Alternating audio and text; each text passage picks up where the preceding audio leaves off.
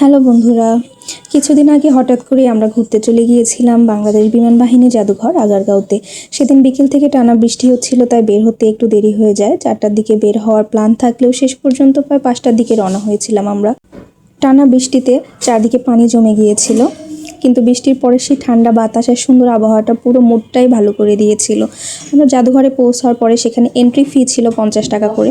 50 টাকা করে টিকিট কেটে আমরা ভিতরে ঢুকলাম। অনেকদিন পরে জায়গাটা দেখে সত্যিই ভালো লাগছিল। আমি লাস্ট 2022 সালে এসেছিলাম, তখন এত সুন্দর সাজানো গোছানো ছিল না। এখন দেখলাম নতুন করে কিছু রেস্টুরেন্ট, বসার জায়গা, চারপাশের পরিবেশটা অনেক বেশি গোছানো আর আকর্ষণীয় করা হয়েছে। আমরা ধীরে ধীরে পুরো জায়গাটা ঘুরে দেখছিলাম। ভেতরে গিয়ে দেখলাম বাচ্চাদের জন্য তো অনেক রাইড আছেই, তবে কিছু রাইড এমনও ছিল যেখানে বড়রা উঠতে পারে। Toy train, paddle boat, water ride, bumper car, kids car ride, অনেক কিছু ছিল। এসব রাইডে ছোটদের পাশাপাশি বড়দের কাছেও বেশ মজার লাগবে। তাই শুধু বাচ্চারাই না, পরিবারের সবাই মিলে একসাথে সময়টা উপভোগ করা যায়। সেদিন যেহেতু শুক্রবার ছিল, তাই পুরো জায়গাটা ছিল মানুষে ভরা।